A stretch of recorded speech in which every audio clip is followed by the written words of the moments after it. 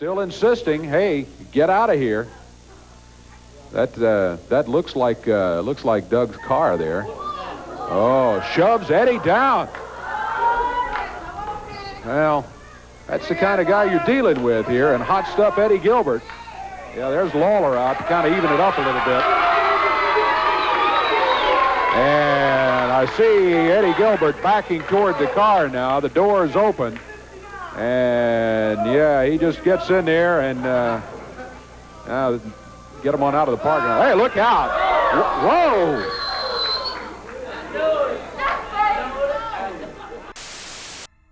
On Saturday mornings in Memphis, wrestling on television never felt fully separate from real life. But even by Memphis standards, the 1990 rivalry between Jerry the King Lawler and hot stuff Eddie Gilbert pushed that blur further than almost anything that came before it. When Gilbert ran over Lawler on live television, it didn't land like a typical wrestling angle. It landed like something that had actually happened. In a city where fans had long been conditioned to treat wrestling like real-life drama, the reaction spilled beyond arenas and into everyday panic. Phone calls to police, confusion across Memphis, and genuine concern that one of the city's biggest stars had just been killed in a real incident broadcast on TV. The reaction created real-world pressure that the promotion hadn't fully anticipated, with Gilbert suddenly caught in a situation where his villain role started brushing up against real-world issues. In a territory where perception was everything, the reaction it generated, equal parts shock, confusion, and genuine concern, became impossible to ignore, leaving Eddie Gilbert carrying a level of heat that extended far beyond the usual boundaries of a heel's role and into something far more unpredictable than anyone involved had planned.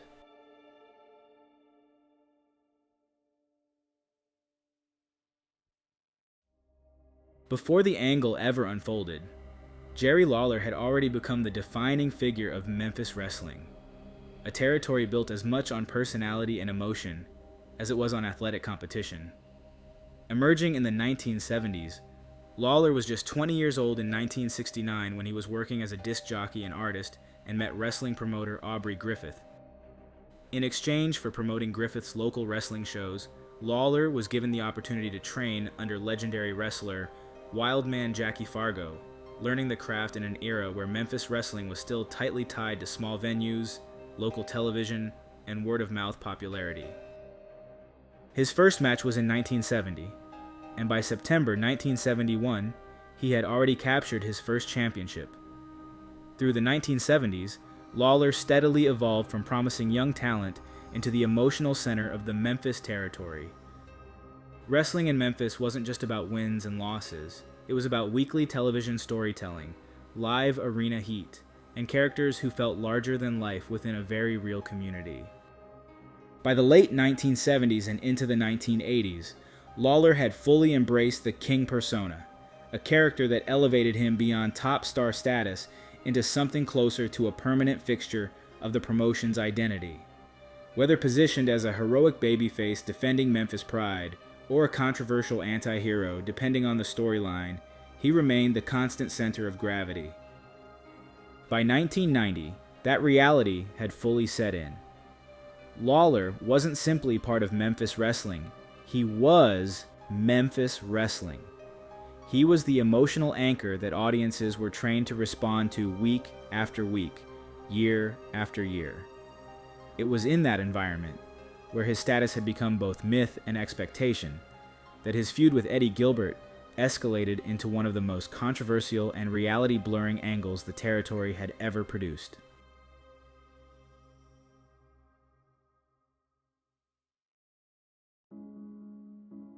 Thomas Edward Gilbert Jr., billed as Eddie Gilbert, grew up immersed in the business through his father, Tommy Gilbert, a well-known wrestler in Tennessee and Kentucky. From an early age, Tommy brought Eddie and his younger brother Doug to local wrestling shows, exposing them to the atmosphere, the crowd reactions, and the mechanics of how a wrestling territory functioned. Eddie quickly became captivated by the structure behind wrestling, the booking decisions, the character positioning, and the way entire audiences could be guided through emotion from week to week. By his teenage years, Gilbert's interest had developed into something more focused and ambitious. He was no longer just a fan watching how wrestling worked. He was studying how it was constructed. Eddie idolized Jerry Lawler, who at the time represented the peak of what the territory could produce. A wrestler who was not only the top draw, but also deeply involved in shaping the direction of the promotion itself. For Gilbert, Lawler wasn't just a star, he was a blueprint. Eddie's first official runs in professional wrestling began in Memphis, under the guidance and influence of his father, who helped secure him opportunities in the territory. He debuted as a clean-cut babyface, the standard starting point for young wrestlers entering a system that still relied heavily on gradual character development and audience familiarity. After spending much of his early career positioned in lower card roles, Eddie Gilbert finally broke through into a true top-tier spotlight in 1984. For Gilbert, the push carried a personal weight that went beyond professional advancement. It happened in Memphis, the very territory he had grown up studying and idolizing since childhood. The shift in 1984 also marked a turning point in his character. Gilbert transitioned into a heel role, and almost immediately the change unlocked something different in his presentation. His interviews became sharper, more confident, and far more provocative than his earlier babyface work. The reaction surprised even those familiar with his potential, and what began as a character adjustment quickly evolved into a sustained push. As his credibility as a heel grew, so did his placement in major storylines, and he found himself working directly in the center of high-profile angles that defined the territory's weekly television. One of those programs brought him into direct conflict with Lawler, his boyhood idol, and the standard by which all Memphis talent was measured. The feud culminated in a high-stakes match at the Memphis Coliseum, where Gilbert was defeated by Lawler under stipulation conditions that required manager Jimmy Hart to leave Memphis. Gilbert's momentum from this period carried him beyond Memphis. His reputation as a compelling heel and effective television presence earned him opportunities in Mid-South wrestling under Bill Watts, where he worked throughout 1985 and 1986. Later, he transitioned into the National Wrestling Alliance system, where his career reached another creative peak in 1989. During this run, he worked as a booking assistant under Dusty Rhodes and briefly returned to a babyface role for the first time since the early 1980s. From there, his career became increasingly volatile. He moved between Memphis, WCW, and back again, often exiting promotions abruptly when disagreements arose over direction or positioning. Outside the ring, his brief marriages to wrestling valet Missy Hyatt and Hall of Famer Medusa ended in difficult and public divorces, further adding to his reputation for instability. By this stage, Gilbert had developed a dual identity within the industry. On one hand, he was widely regarded as an exceptional interview and a gifted booker with a sharp understanding of wrestling psychology. On the other, he was increasingly viewed as difficult to manage, unpredictable, and prone to leaving situations when they no longer aligned with his vision. Both reputations, in their own way, were earned, and both would follow him into his return to Memphis, where his next major chapter would collide once again with the city's defining figure and his idol.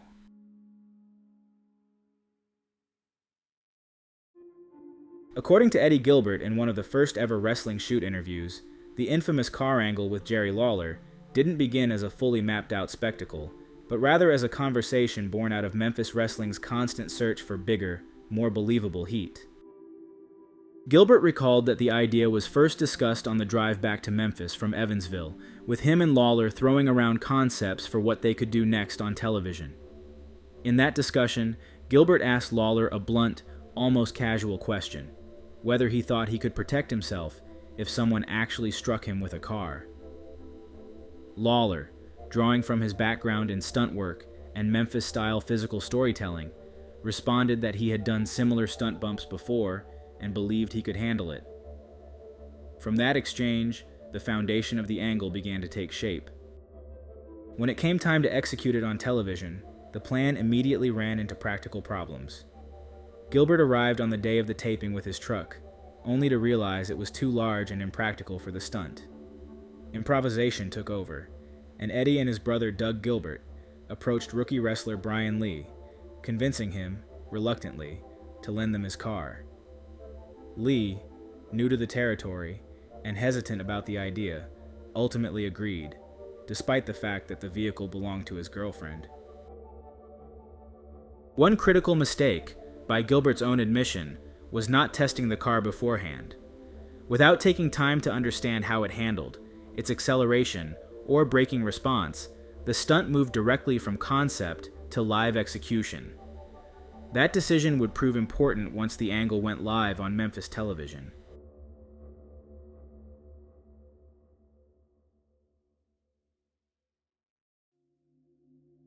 On the day of the broadcast, the segment began as a heated confrontation between Gilbert and promoter Eddie Marlin inside the TV studio. The argument escalated and spilled out into the parking lot, with Lawler stepping in as tensions peaked. In the chaos of the segment's structure, Marlin fired Gilbert on air, triggering the next beat of the angle. Gilbert storming off, getting into the car with his brother Doug Gilbert, and leaving the scene, only to circle back into one of wrestling's most infamous live moments. As Gilbert drove, he quickly went towards the confrontation and struck Lawler with the vehicle. Lawler, anticipating the impact, attempted to protect himself by rolling onto the hood and absorbing the contact in a controlled bump. The plan was for him to roll off the car and land safely on the pavement as Gilbert continued driving slowly away. But the execution did not go cleanly. Gilbert later admitted that he misjudged both the timing and the speed. The car accelerated more than expected, and Lawler's jump came slightly off, resulting in a harder than intended impact, Lawler landing onto the windshield before rolling off onto the ground. As the car moved away, Eddie's brother Doug Gilbert looked back and, by his account, believed for a moment that Lawler was dead.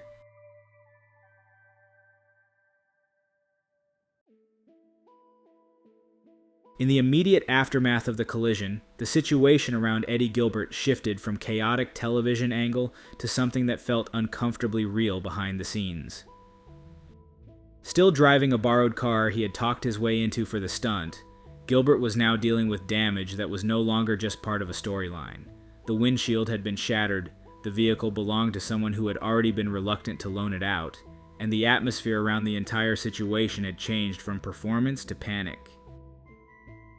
According to Gilbert's own account, he drove the car to a nearby car wash and vacuumed out the broken glass, even as people at the location recognized him and questioned what had just happened on television. The surreal overlap between wrestling angle and public reality was already in motion. What had aired minutes earlier as storyline violence was now being discussed in real time by bystanders reacting to the aftermath. When Gilbert returned to the studio, the tone shifted again. He learned that Jerry Lawler was alive, but legitimately hurt, with the injury later revealed to be a broken hip. At the same time, word spread that law enforcement was either on the way or already beginning to take interest in what had just aired and unfolded in the parking lot. The situation was no longer just about wrestling heat. It had crossed into potential criminal exposure. Sensing the seriousness of what was developing, Eddie and Doug Gilbert left the area before authorities could arrive, or formal questions could be asked. In the meantime, Lawler was placed in an unusual position himself. In order to preserve the illusion of the angle, he initially downplayed the severity of his condition and characterized the incident as a staged publicity stunt when dealing with authorities, even as his actual injury required time away from active competition. Originally, the plan had been for Lawler to disappear from television for several weeks to sell the attack, allowing tension to build naturally before his eventual return to the ring for the payoff matches with Gilbert. But with legal concerns escalating around Eddie and the situation becoming too unpredictable, the promotion altered course.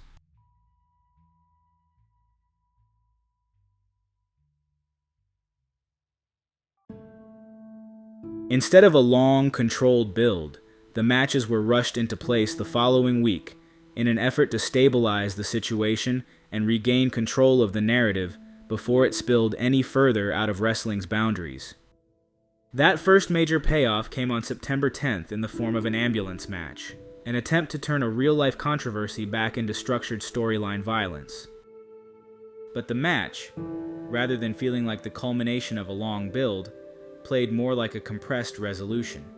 The emotional escalation that Memphis wrestling was known for wasn't allowed to develop naturally, and instead, the audience was presented with a conclusion that felt dictated by circumstance and rushed. Even the crowd reaction reflected that disconnect, with responses shaped as much by what had happened outside the ring as what was unfolding inside it. Although Lawler and Gilbert would cross paths in subsequent matches, the intensity and coherence of the angle never fully recovered. The combination of real-world scrutiny, altered booking decisions, and the pressure surrounding the incident gradually drained momentum from what had initially been designed as a landmark rivalry. By 1991, Gilbert was offered an opportunity to take on a major behind-the-scenes role as head booker for Gray Pearson's Global Wrestling Federation in Dallas, a chance that reflected both his recognized creative ability and the shifting direction of his career. Shortly afterward, Gilbert left Memphis entirely, quitting the USWA in January 1991 and moving away from the environment where his most infamous storyline had taken place. Years later, on February 18th, 1995, Eddie Gilbert died suddenly of a massive heart attack at the age of 33. His death brought a final somber footnote to a career defined by both creative brilliance and volatility, one that had reached its most controversial peak in Memphis, where an angle meant to blur reality became one of the clearest examples of just how thin that line could be.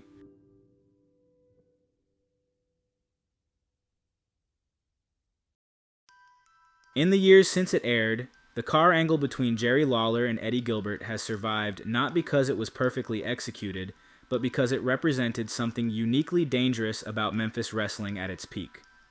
The territory thrived on emotional realism, on making audiences feel that grudges, betrayals, and violence extended beyond the boundaries of the ring.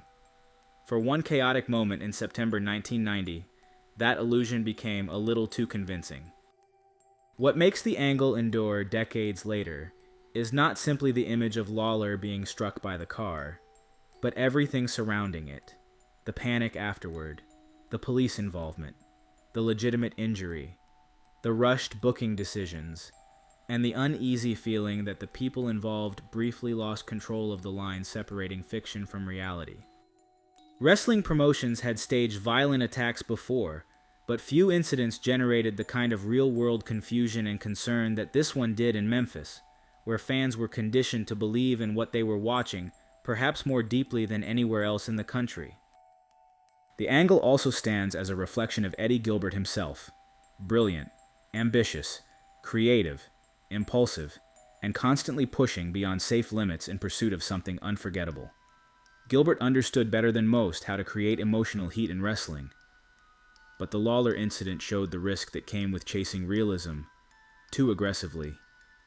In trying to produce one of the most believable angles Memphis had ever seen, he and the promotion created something that temporarily stopped feeling like wrestling altogether.